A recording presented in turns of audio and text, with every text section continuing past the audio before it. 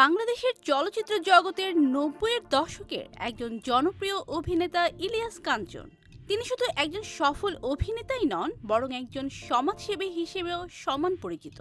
কিন্তু আপনারা কি জানেন তার একমাত্র মেয়ে দেখতে কত সুন্দরী? ইলিয়াস কাঞ্চনের মেয়ে কত বড় হয়েছে দেখলে চমকে যাবেন। বিস্তারিত জানতে চ্যানেলটি সাবস্ক্রাইব করে ভিডিওটি শেষ পর্যন্ত দেখতে থাকুন।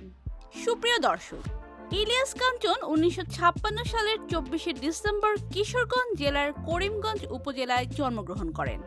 ছোটবেলা থেকে তিনি অত্যন্ত মেধাবী ছিলেন। তার প্রাথমিক শিক্ষা শুরু হয় গ্রামের স্কুলে। পরে তিনি উচ্চশিক্ষার জন্য ঢাকা বিশ্ববিদ্যালয়ে ভর্তি হন। যদিও তিনি চলচ্চিত্র জগতে নিজের অবস্থান তৈরি করেন, তবে তার শিক্ষা জীবনের সময় থেকেই তিনি সাহিত্যের প্রতি ঝোঁক রাখতেন। ইলিয়াস কাঞ্চনের চলচ্চিত্র জীবন শুরু হয় ১৯৭৭ সালে মুক্তি পাওয়া বসুন্ধরা সিনেমার মাধ্যমে। এই সিনেমাটি ছিল তার ক্যারিয়ারের প্রথম পদক্ষেপ এবং তিনি এই সিনেমার মাধ্যমে দর্শকদের নজর কাড়েন। এরপর একে একে তিনি সারেং বউ, ভাত দে এবং প্রতিজ্ঞার মতো একাধিক হিট সিনেমায় অভিনয় করেন। তার অভিনীত বেদের মেয়ে জ্যোৎস্না ছবিটি এখন পর্যন্ত বাংলাদেশের সর্বাধিক ব্যবসা সফল ও জনপ্রিয় চলচ্চিত্র হিসেবে স্বীকৃত।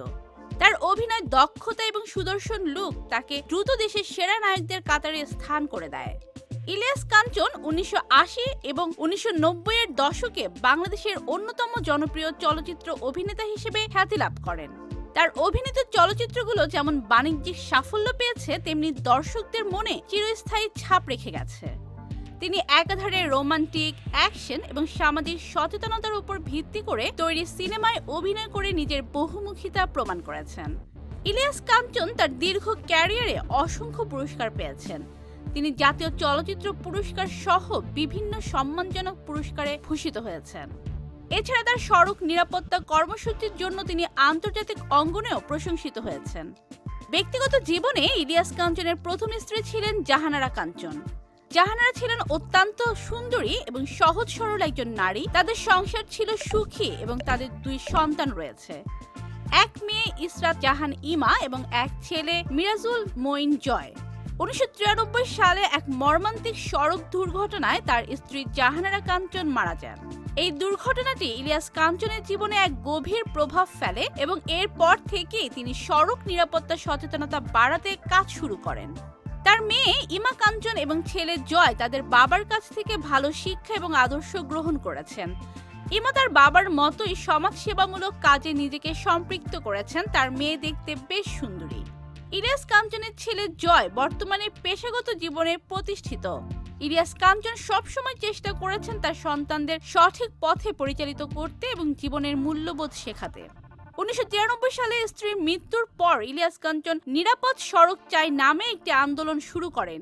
এই আন্দোলনের লক্ষ্য ছিল সড়ক দুর্ঘটনার হার কমানো এবং জনগণের মধ্যে সড়ক নিরাপত্তা সম্পর্কে সচেতনতা বৃদ্ধি করা। ইলিয়াস কাঞ্চনের নেতৃত্বে এই আন্দোলন সারা দেশে ব্যাপক জনপ্রিয়তা লাভ করে এবং সরকারকে বিভিন্ন সড়ক নিরাপত্তা আইন প্রণয়নে উদ্বুদ্ধ করে। ইলিয়াস কাঞ্চন একজন দায়িত্বশীল নাগরিক হিসেবে সব সময় সমাজের কল্যাণে কাজ করেছেন।